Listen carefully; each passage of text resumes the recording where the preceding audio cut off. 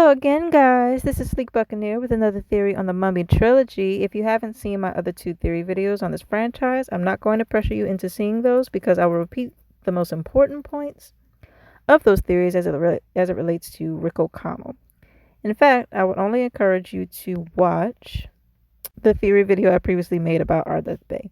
It covers some of the more obvious evidence on why Ardeth Bay is not a descendant of Medjai warriors, but of a pharaoh. But it also ties into my new theory, which I will be presenting momentarily. This will actually be the first multi-part theory I have on this franchise due to Rick and Ardeth's interlocking history. And this will be the first time I apply a timeline analysis to the story, so this might be deeper than expected, but I'm excited to do it. So on to this theory of mine. After watching the first installment of The Mummy, I noticed that Rick had a tattoo on his hand not covered by his trademark brace. And none of the other characters question his presence or his past relating to when he received that particular tattoo. It's only in the second movie when it's revealed that Rick has a secondary tattoo underneath his brace of significant and albeit convenient importance.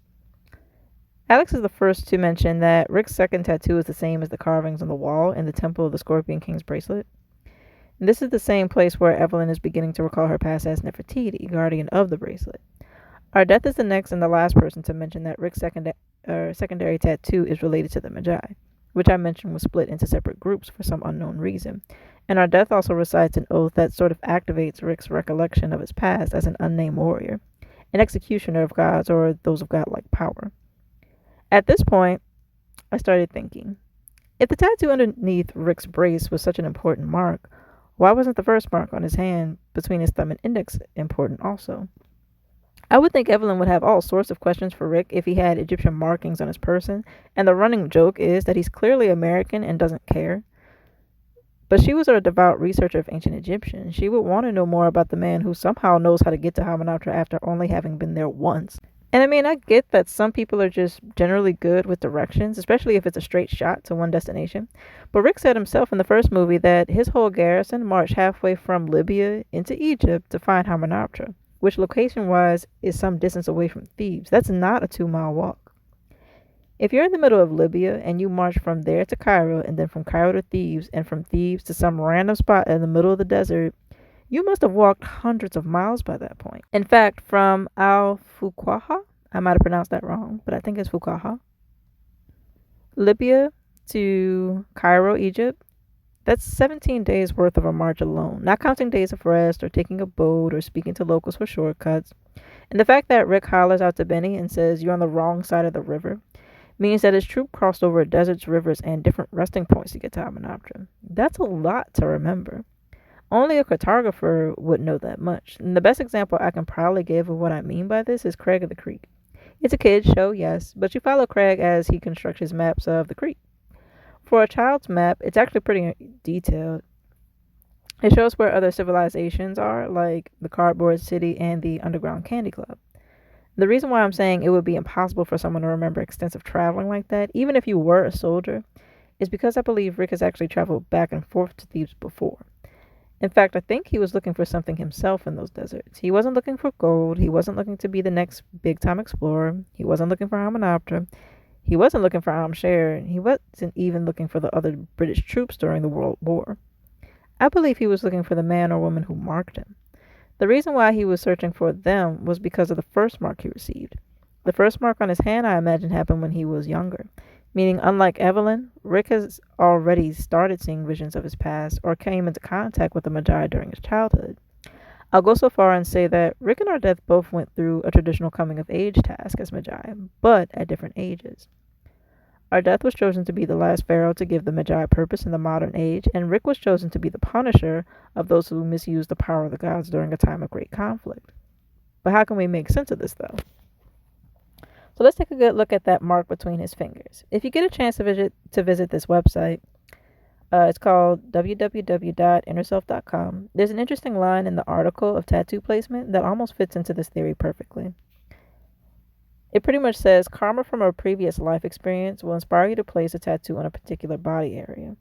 This happens because of subconscious memories from past lives that come up again and want to be released in the current life. Tattoos can either assist in release of that trapped energy, or it can possibly aggravate it. So let me tie this in with Ardeth's coming of age ceremony. I mentioned previously that at some point, our death had to have received some kind of mission or information related to the split groups of Medjai. That's something that a king of the Medjai, or rather the designated leader, would have to know.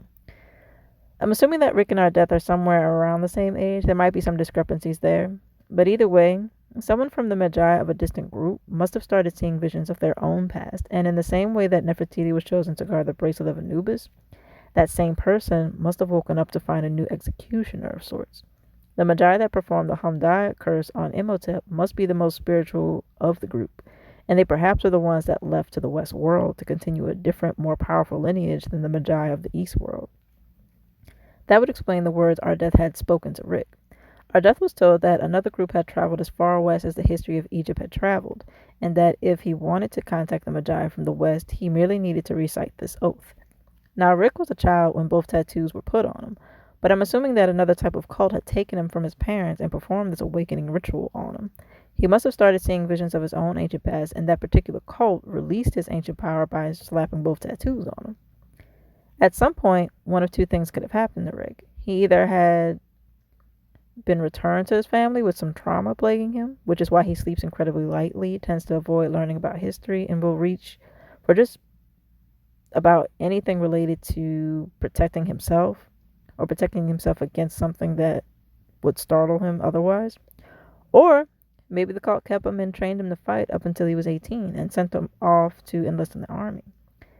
Libya was conquered by Egyptians once before. The fact that the topic of Hamunaptra was even brought up during two major wars, which was the Italo-Turkish War and World War I, and that it reached specifically Rick's garrison, means that another group of Medjai is in Libya.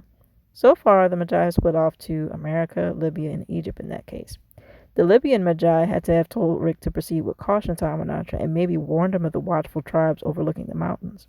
Isn't it odd that Rick is the only one who spots the Medjai on the cliff and interacts with Ardeth the most? I personally think it's odd for Rick to have the map of Hamunaptra and its key on his person at all.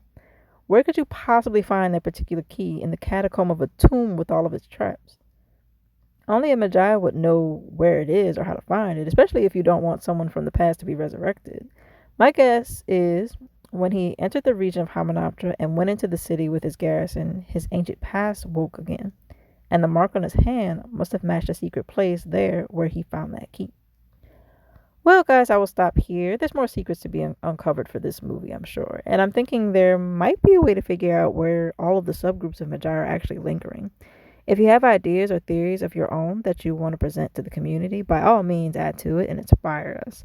I'm curious to know what you'll find. Until then, see ya.